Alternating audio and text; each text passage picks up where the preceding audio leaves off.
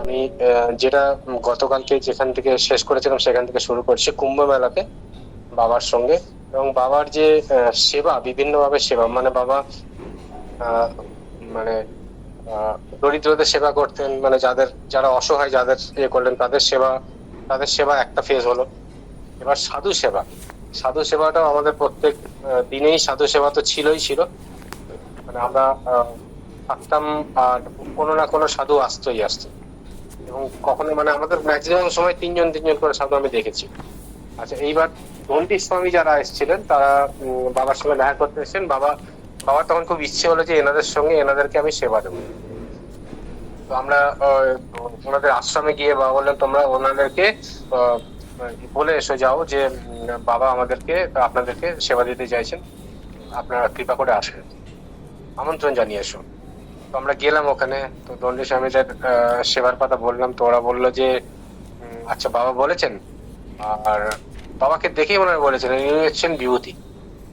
মানে তাদের যে ভক্তি শ্রদ্ধা বাবার প্রতি দেখছিলাম সেটা হচ্ছে অদ্ভুত। বললেন আমরা বাইরে কোথাও যাই না, তবে বাবা যখন বলেছেন তখন আমরা আসবো। এবং তারা একটা দিন ঠিক হলো, সেই দিনে তারা আসবে, মানে প্রায় 15-16 জন মতো। বাবা বললেন সবার জন্য ব্যবস্থা করো। আমরা সব পরিষ্কার টরিষ্কার করে রাখলাম। এবং তাদের অনেক নিয়ম কানুন আছে, যেমন তারা হচ্ছে পুরুষদের দ্বারাই সেবা নেবেন।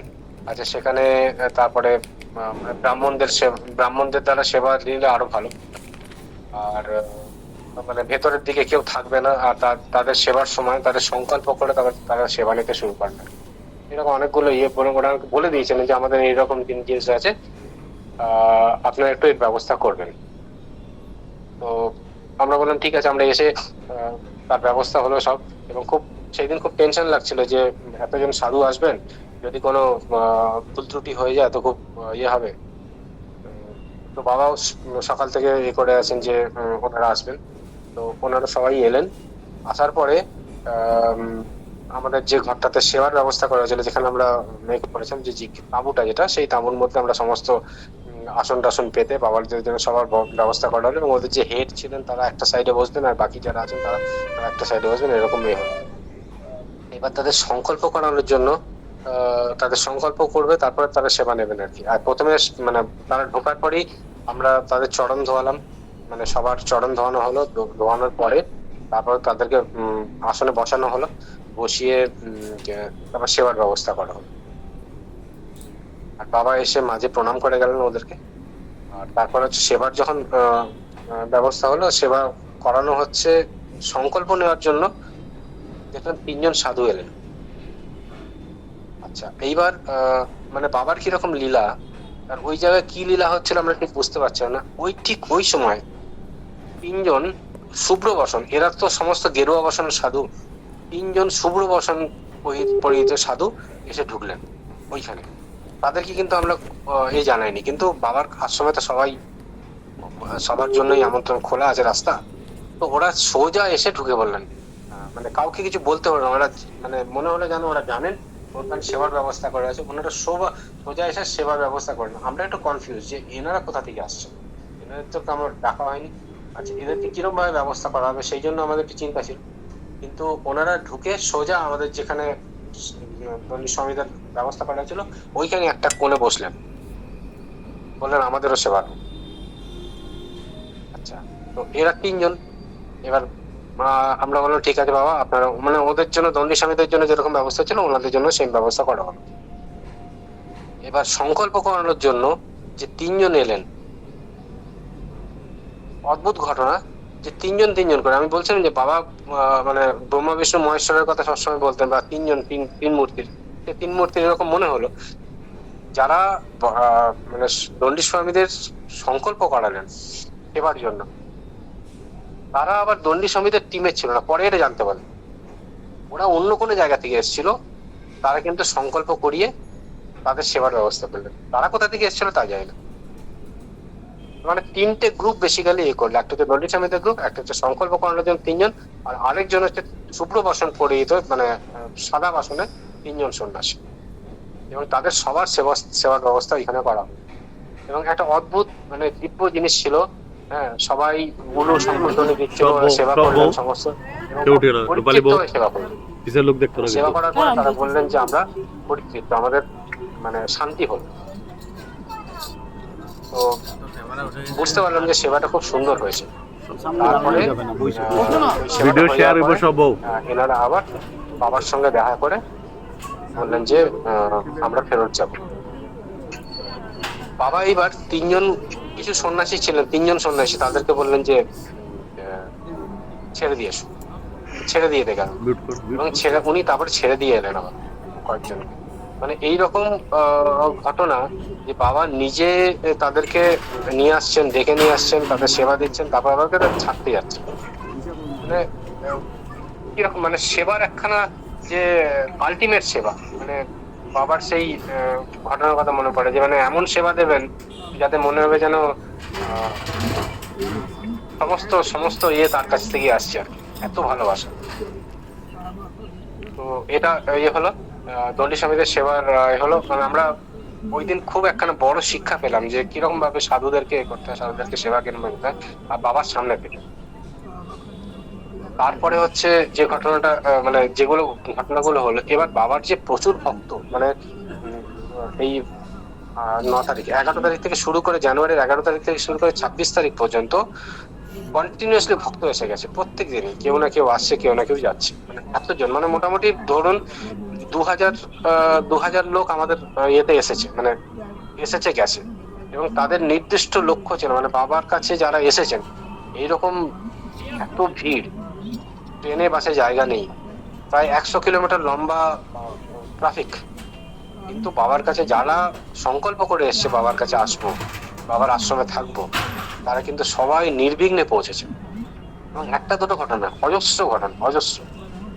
80 বছরের বৃদ্ধা, উনিও এসে বাবার কাছে ঠিক পৌঁছে গেছেন। মানে ঠিকভাবে হাঁটতে পারেন না, কিন্তু উনি ঠিক আমাদের আশ্রমে পৌঁছে গেছেন। এবং 29 তারিখ 30 তারিখের পরে ওনারা গেছেন ওই ভিড়ের মধ্যে, মানে সেগুলো যে কিভাবে গেছেন অকল্পনীয়, চিন্তাই করা যায় না। কিন্তু তাদের কারোর কোনো শরীরের প্রবলেম নেই, কারো কোনো। আমার শ্বশুর বাড়ি থেকে যারা এসছিল, তারা তাদের জন্য বাবার যেরকম মানে যেরকম কৃপা দেখলাম, একটা সময় তারা বলছিল যে আমরা আর পৌঁছাতে পারবো না, আমরা কোথায় যাব জানি না, মোবাইল সুইচ অফ, প্রায় 100 কিলোমিটার লম্বা লাইন, কোথায় দাঁড়িয়ে আছি কিচ্ছু বোঝা যাচ্ছে না, কোনো কানেকশন নেই। ওখানে কানেকশনের প্রবলেমও ছিল, মানে মোবাইলে কথাও বলা যাচ্ছে। কিন্তু ঠিক ওরা বললো যে আমরা এমন একখানা জায়গায় পৌঁছেছিলাম যেখানে লাইনে দাঁড়িয়ে আছি, মানে প্রচুর বড় লম্বা লাইন।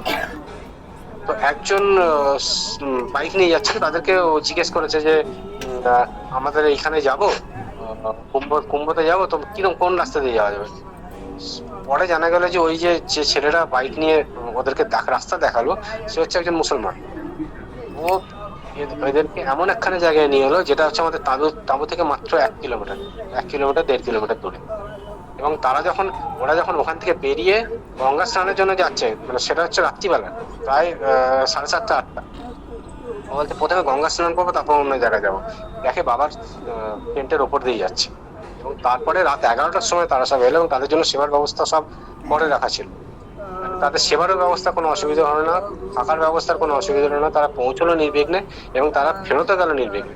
এরকম অজস্র ঘটনা, প্রত্যেকের সঙ্গে কোনো না কোনো ঘটনা আছে। যারা কুম্ভতে গেছেন তারা তাদের এক্সপিরিয়েন্স যদি বলেন, তাহলেও বুঝতে পারবেন যে কি মানে বাবার যে কি লীলা ছিল, বাবা যে কি রূপে ওখানে ছিলেন, কিরকম লীলা করছিলেন, মানে সেটা ওখানে না থাকলে, না দেখলে বোঝা যাবে। কুম্ভর পরিবেশ তো আমি বলেইছি যে সারা রাত্রি ধরে নাম গান চলছে, সারা রাত্রি ধরে হনুমান চালিসা চলছে, মানে একটা অদ্ভুত পরিবেশ। ওই পরিবেশ হয়তো আর জীবনে আমরা পাবো না।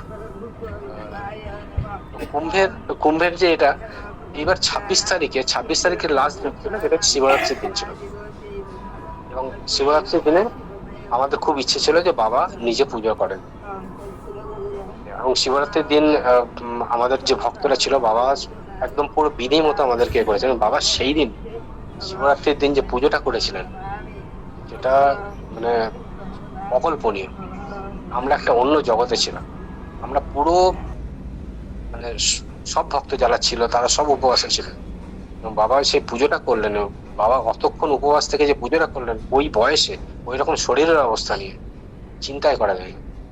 শিবরাত্রি পুজোটা আমাদের অনেকের কাছে ভিডিও আছে, ওই ভিডিওটা যদি থাকে একবার আহ,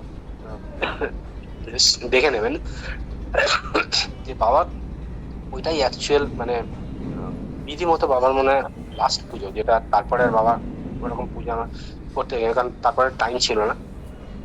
26 তারিখে বাবা যে শিবরাত্রি পুজোটা করেছেন সেটা হচ্ছে অকল্পনীয়। আমরা মনে হচ্ছিলাম যে আমরা কোনো অন্য কোনো ধামে আছি, আমরা পৃথিবীতে নেই, এটা পৃথিবীর বাইরে পেয়েছিল। তো এই যে এতদিনের যে ঘটনাগুলো হলো কুম্ভতে, এই কুম্ভর যে ঘটনাগুলো এগুলো যখন আমরা ভাবি, অনেক ঘটনা ভুলে গেছি, অনেক ঘটনা মনে নেই, কিন্তু মেন মেন যে ঘটনাগুলো ছিল সেইগুলো এই। এবং বাবা যাদেরকে নিয়ে গিয়েছিল এই যে 144 বছরের যে মহাকুম্ভ, এই মহাকুম্ভে যারাই দর্শন করেছেন এবং যারা শুনেছেন, যারা শুনছেন, তাদেরও কিন্তু প্রচুর মানে তারাও হচ্ছে অনেক জন্ম জন্মান্তরের কৃতকর্ম করবেন আর কি, সুফল লাভ করবেন। তো এটা আজকের আমি কুম্ভের বললাম 27 তারিখে আমরা সব যখন বেরিয়ে এলাম, তখন মনে হলো যে আমরা কোন জায়গা ছেড়ে চলে যাচ্ছি। ওই জায়গা ছেড়ে আসতে ইচ্ছে করছিল না, কিন্তু আসতে তো হবেই।